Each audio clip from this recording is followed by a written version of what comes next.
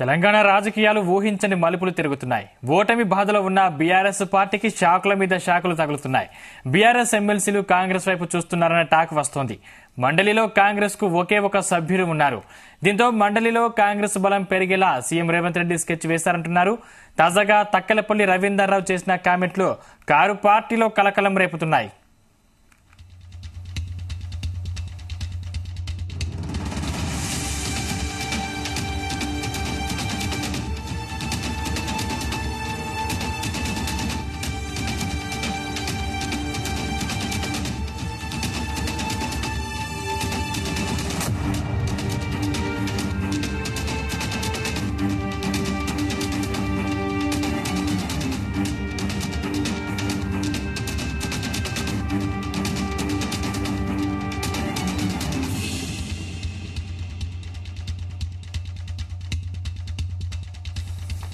తెలంగాణ రాజకీయాలు ఊహించని మలుపులు తిరుగుతున్నాయి.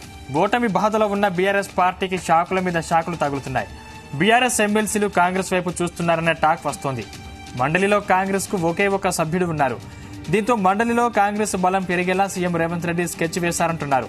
తాజాగా తక్కలపల్లి రవీందర్రావు చేసిన కామెంట్లు కారు పార్టీలో కలకలం రేపుతున్నాయి.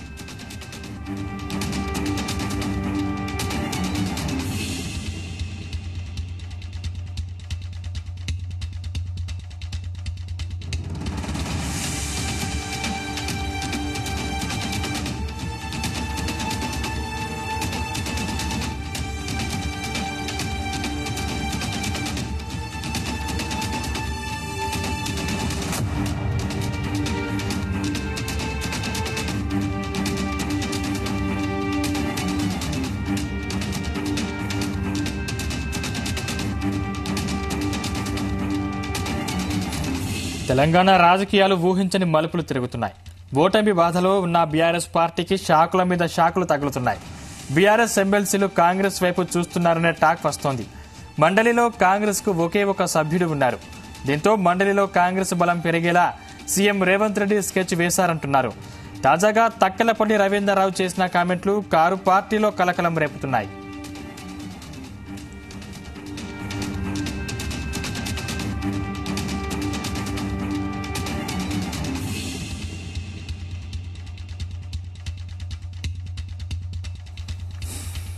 తెలంగాణ రాజకీయాలు ఊహించని మలుపులు తిరుగుతున్నాయి. ఓటమి బాధలో ఉన్న బీఆర్ఎస్ పార్టీకి షాకుల మీద షాకులు తగులుతున్నాయి.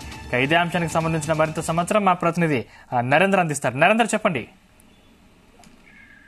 తెలంగాణ రాజకీయాల్లో సరికొత్త సమీకరణలు చోటు చేసుకుంటున్న పరిస్థితి మనం చూస్తున్నాం. ప్రజెంట్ మొన్న రీసెంట్ గా వచ్చినటువంటి రిజల్ట్ లో ఊహించని విధంగా మూడోసారి ఖచ్చితంగా కూడా హ్యాట్రిక్ కొట్టాలని భావించినటువంటి బీఆర్ఎస్ పార్టీ అనూహ్యంగా 39 సీట్లకే పరిమితం కావడం, కనీసం మ్యాజిక్ ఫిగర్ కి అందుకుంటుందా లేదా అనుకున్నటువంటి కాంగ్రెస్ పార్టీ అనూహ్యంగా 64 స్థానాలు గెలుచుకున్నటువంటి నేపథ్యంలో మొత్తం కూడా కాంగ్రెస్ వైపు గాలి వీసినట్టుగా చాలా స్పష్టంగా అర్థమైంది. బట్ ఇప్పుడున్నటువంటి పరిస్థితిలో కొంత అసంతృప్తులు అయితే బీఆర్ఎస్ పార్టీలో కనిపిస్తున్నాయి. ఎందుకంటే అధికారంలో యాక్చువల్ గా నిండు కుండలాగా కనిపించింది బీఆర్ఎస్ పార్టీ. ఆనాడు చాలా మంది టికెట్లు ఇద్దామన్నా కూడా కాంగ్రెస్ కానీ మిగతా పార్టీలకు సంబంధించినటువంటి బీజేపీకి గట్టి అభ్యర్థులు కూడా దొరకకపోవడం పరిస్థితి కనిపించింది. కానీ బీఆర్ఎస్ పార్టీలో మాత్రం ఒక్కొక్క నియోజకవర్గానికి 3-4 ఉండడం వల్ల చాలా డిస్టర్బెన్స్ వాతావరణం నెలకొంది. అందుకనే ఒకరి ఓటమికి ఇంకొకరు కారణమయ్యే పరిస్థితి నెలకొన్నటువంటి ఊహాగానాలు ఇప్పుడు నిజంగానే కనిపించాయి. ఒక్కొక్క నేత ఎవరైతే ఉన్నారో ఉమ్మడి వరంగల్ కానీ, అలాగే కరీంనగర్ కావచ్చు, ఆదిలాబాద్ కానీ, మహబూబ్ నగర్ కానీ, నల్గొండ మరింత దారుణం. దాదాపు ఒకటే స్థానం తప్ప అన్ని ఓడిపోయింది. ఖమ్మంలో కూడా ఒకటే స్థానం తప్ప అన్ని ఓడిపోయినటువంటి పరిస్థితి బీఆర్ఎస్ పార్టీ. కానీ ఇదంతా కారణం ఏంటని పోస్ట్ మార్టం చేసే పనిలో అధిష్టానం ఒక పక్క బీఆర్ఎస్ అధిష్టానం చేస్తోంది. కానీ అంతకంటే ముందే ఒక్కొక్క ఎమ్మెల్సీ కావచ్చు, అలాగే సీనియర్ లీడర్లు ఓడిపోయినటువంటి లీడర్లు కానీ, అదే టికెట్ రాని వాళ్ళు కానీ ఒక్కొక్కరు ఇప్పుడిప్పుడే నోరు మెరుపుతున్నటువంటి సందర్భం మనం చూస్తున్నాం. ఈరోజు అసెంబ్లీ సమావేశాలకు కూడా కొంతమంది వచ్చిన సందర్భంగా అది ఎమ్మెల్సీ కావచ్చు, లేదంటే మాజీ ఎమ్మెల్యేలు కావచ్చు, ఇట్లా ఒకరినొకరు చిట్చాట్ లో మాట్లాడుకుంటున్నటువంటి సందర్భాలు మనం చూస్తున్నాం. దీంట్లో ప్రధానంగా చాలా మంది మంత్రులు ముందే ఊహించిందే చాలా మంది మంత్రులు ఓడిపోయే పరిస్థితి వచ్చింది. ఎందుకంటే చాలా మందికి ఆరోపణలు ఉన్నాయి. బయట అందరూ గెలుస్తారనుకున్న వాళ్ళు కూడా సొంత నియోజకవర్గంలో పట్టు సాధించలేకపోయారు లాంటి వ్యాఖ్యలు సొంత పార్టీకి సంబంధించినటువంటి నేతలు చెప్తున్నారు. స్వయంగా పొద్దున తక్కెలపల్లి రవీందర్రావు ఎమ్మెల్సీ ఉన్నారు. ఆయన బీఆర్ఎస్ పార్టీకి సంబంధించినటువంటి కీలక నేత. ఆయన ఎర్రబెల్లి దయాకర్ ఉద్దేశించి కూడా మాట్లాడాడు. పాలకుర్తిలో ఓటమికి ఆయనే కారణం.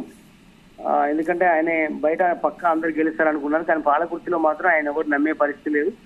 అందుకనే అలాంటి అనుభవం ఉంది.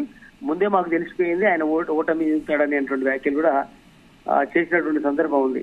ఇట్లా చాలా మంది అటు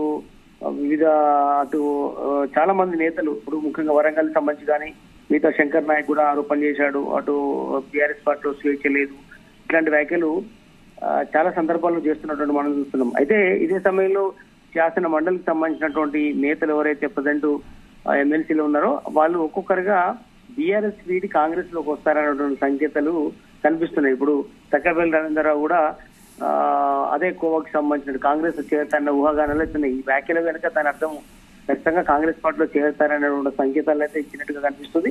ముఖ్యంగా సీఎం రేవంత్ రెడ్డి ఇప్పటి నుంచే మండలిలో పట్టు కోసం ప్రయత్నాలు చేస్తున్నట్టుగా అర్థమవుతోంది. ఎందుకంటే అక్కడ బలం కేవలం ఒక్కరు మాత్రమే ఉన్నారు, జీవన్ రెడ్డి. మొన్న ఎమ్మెల్యేగా పోటీ చేసి ఓడిపోయినప్పటికీ కూడా ఎమ్మెల్సీ స్థానం అయితే అక్కడే ఉంది. బట్ మిగతా స్థానాలు సిపిఐ కావచ్చు, లేదంటే ఇండిపెండెంట్ ఒకరు కావచ్చు, బీజేపీ ఒకరు కావచ్చు, ఇట్లా మిగతా వాళ్ళందరూ కూడా బీఆర్ఎస్ పార్టీకి సంబంధించిన ఎమ్మెల్సీలే ఉన్నారు. కనుక ఏదైనా బిల్లు పాస్ కావాలన్నా అసెంబ్లీలో పట్టున్నా ఇక్కడ కొన్ని బిల్లులు ఆమోదం పొంది అక్కడ పెద్దల సభగా భావించినట్టు శాసన మండలిలో ఖచ్చితంగా కొన్ని బిల్లులు శాంక్షన్ కావాలి. ఆమోదం పొందాలంటే సభ్యుల బలం అవసరం. కనుక ఇప్పటి నుంచే వ్యూహాత్మకంగా బీఆర్ఎస్ లో ఉన్నటువంటి ఎమ్మెల్సీలని ఒక్కొక్కరిని తమ వైపు తిప్పుకునే ప్రయత్నంలో భాగంగా ఆపరేషన్ ఆకర్షణలేగా చేస్తున్నటువంటి పరిస్థితి మనకు కనిపిస్తుంది.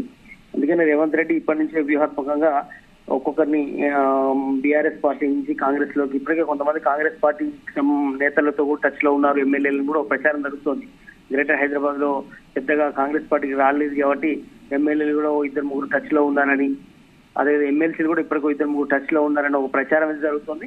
ఇప్పుడు తక్కేపల్లి రవీంద్రరావు మాటలు కావచ్చు, కొంతమంది మాటలు మనం వింటున్నా కొద్దీ ఒక్కొక్కటి బయటపడుతున్న పరిస్థితి కనిపిస్తుంది. బట్ ఏదైనప్పుడు కూడా అధికారంలోకి మరోసారి వస్తుందని ఆశపడ్డ వాళ్ళు గతంలో ఎలాంటి పదవులు కనీసం విప్ కానీ లేదంటే కార్పొరేషన్ పదవులు కానీ రాని వాళ్ళు పరిస్థితి కనిపిస్తుంది. మొత్తానికైతే ప్రజెంట్ అయితే మొత్తం 40 స్థానాలు ఉండగా శాసన మండలిలో బీఆర్ఎస్ కి అత్యధికంగా ఉంది. బీఆర్ఎస్ 28 మంది, ఎంఐఎం నుంచి 2, కాంగ్రెస్ నుంచి 1 మాత్రమే ఉండగా ఇంతకుముందు చెప్పినట్టుగా బీజేపీ నుంచి 1, మరి 2 స్వతంత్ర ఎమ్మెల్సీలు ఉన్నారు. కనుక ఈ మధ్య కాలంలో బీఆర్ఎస్ లో ఎమ్మెల్యేలుగా గెలిచిన వాళ్ళు దాదాపు 5-6 మంది ఉన్నారు. ఎమ్మెల్సీ రాజీనామా చేయాల్సిన పరిస్థితి ఏర్పడింది. అలాంటి వాళ్ళందరూ కూడా కొంతమంది వస్తారన్న ప్రచారం జరుగుతుంది. చూడాలి. చాలా బిల్లులు పాస్ కావాలంటే ఖచ్చితంగా కూడా శాసన మండలిలో సరైనటువంటి అధికార పార్టీకి సంఖ్యాబలం అవసరం.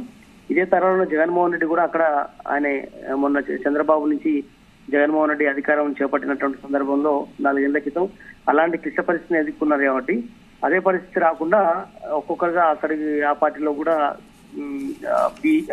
అక్కడ టీడీపీ నుంచి వైఎస్ఆర్సీపీకి వచ్చినటువంటి సందర్భాలను లెక్కనే ఇక్కడ కూడా బీఆర్ఎస్ నుంచి కాంగ్రెస్ లోకి ఎమ్మెల్సీలు కొంతమంది వస్తారని ప్రచారం అయితే జరుగుతుంది. చూడాలి సందీప్, రానున్న రోజుల్లో ఏం జరుగుతుంది అనేది. Right, thank you Narender.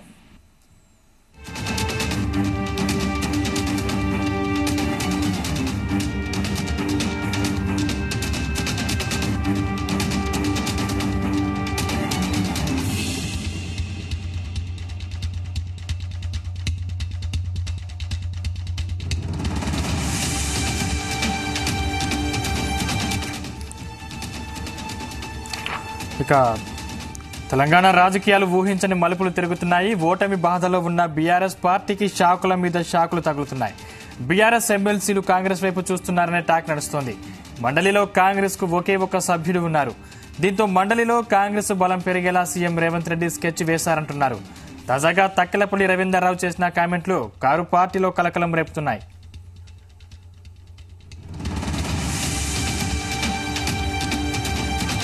Assembly ఆవరణలో చిట్చాట్ నిర్వహించిన రవీందర్రావు పార్టీ ఓటమిపై బీఆర్ఎస్ ఎమ్మెల్సీ తక్కెలపల్లి రవీందర్రావు సంచలన కామెంట్స్ చేశారు.